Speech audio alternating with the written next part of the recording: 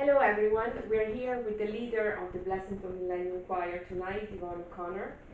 She has been a great inspiration to all of us through the years, and we'd like to ask her to say a few words about the experience with the Millenium Choir. Oh, I say a few words. They all have to be good, I presume. Yes, yes. Yeah. Well, no, be truthful. They all have to be truthful, right? No, the choir's been fantastic. I'm going to miss it dreadfully when I do leave, but it is time for a change for the choir. Mm-hmm. You know, 25 years with one person direct is enough, if not too much, because it needs a change of tack, it needs a change of approach, and it needs a fresh approach. Right. There's a lot of new people joining the choir, which is fantastic, because the choir has been through its ups and downs over the years, and COVID nearly hammered us. You know, we really, and a lot of choirs did not come out at the far end of COVID. They just disappeared. Luckily enough, this group is so tight, and that's not saying that newcomers are not welcome. You know, it's not a tight group like that. If anybody who walks in the door of this choir is made feel welcome from the minute they walk in. Absolutely. That's how I felt when I started. I think everybody. It's a lovely group of people, and all the new people who join get that atmosphere. The new director, who's taking over, he felt the same thing when he walked in, and that's why he said he'd be delighted to take it over. Good. It's a great group of people, and everybody is the same in this choir. There are no leaders, there are no followers. Whether you can sing or can't sing, and everybody can sing when they're in a choir, but whether you're a good singer or not such a good singer, you're welcome in this choir. The only requirement for being in the choir, and the philosophy we've always held on to from the very beginning, is that you want to sing. And if you want to sing, then you're made welcome in this group. It doesn't matter whether you sing on the white notes, the black notes, or in the cracks. That's You're fantastic. still, That's a great approach. Welcome. That's a great approach. And can you tell us more about what inspired you to set it up 25 years ago? I can't take credit for setting it up. I was roped in. It was set up as an ecumenical venture by the then PP, I don't know whether he was curate or PP at the time, but Tim Murphy, Father Tim Murphy, and Nigel Dunn, the Reverend Nigel Dunn. That was in the two communities, and it was set up as an ecumenical event to mark the Millennium. And I don't know how they got my name, but they did. And I was dragged in, and albeit that I am not a qualified musical director, I can teach people to sing somewhat, and so that's how I got involved. And we've kept it on that principle all along, that everybody is welcome, and we've tried to keep it as an ecumenical choir. For example, this Christmas we've got the children from both schools, the Protestant and the Catholic schools, joining us to mark the 25-year anniversary of the choir. That's great. Thank you very much for that. And what have been the highlights over the past 25 years?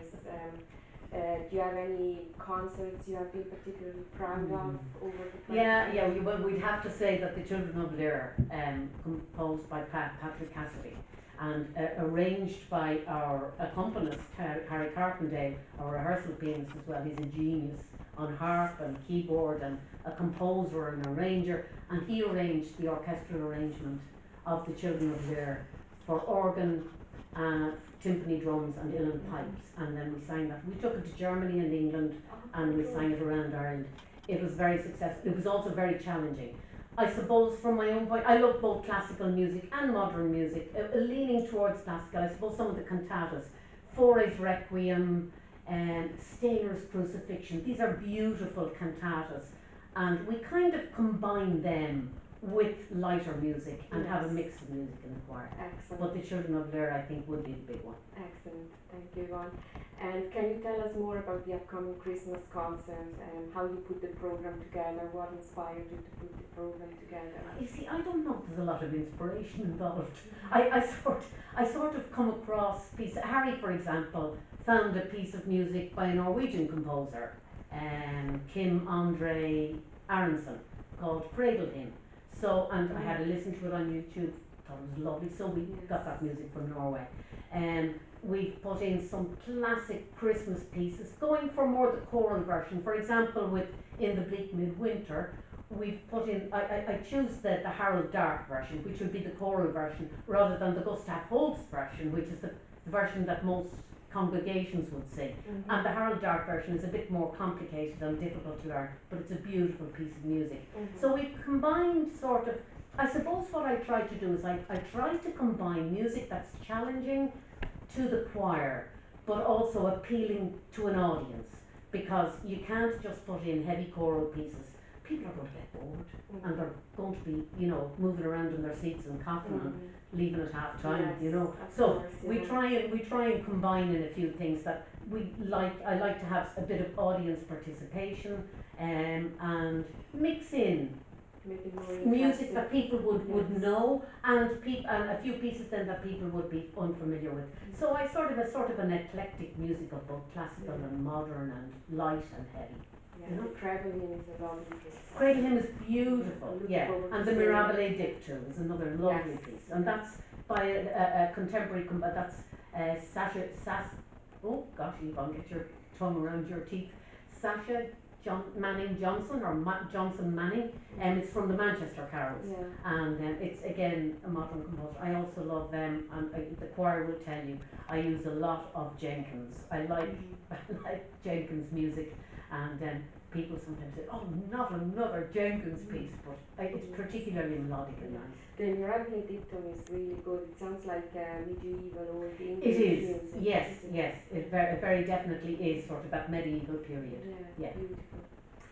And is there any advice that you would like to give to the new conductor to inspire him? I wouldn't be in any Going way forward. qualified to give a new musical director any instruction whatsoever. I would just say to him, if there's one word of wisdom, I would say keep the choir as a social group, not just as a very purist choir where people go home, learn their music, come in, strictly sit down and sing their music. Yeah. The social interaction is very important to this choir, and I think it's the essence of what has kept the choir alive. Yes, great. Thank you very much. And have you any plans in music after you hand over to the new conductor? I'm taking a rest. Are you taking a rest? Are you not coming back with us singing? I'll have to think seriously. I I will hope you certainly will. be at the concerts, Yeah. but I'll have to think seriously about what I do Right, next. well. We are looking forward to welcoming you anyway. Oh yes, I'll be there, and I'm looking forward to this concert, so it should be good. Absolutely. Thank you, Yvonne, for all your hard work with the choir over the years.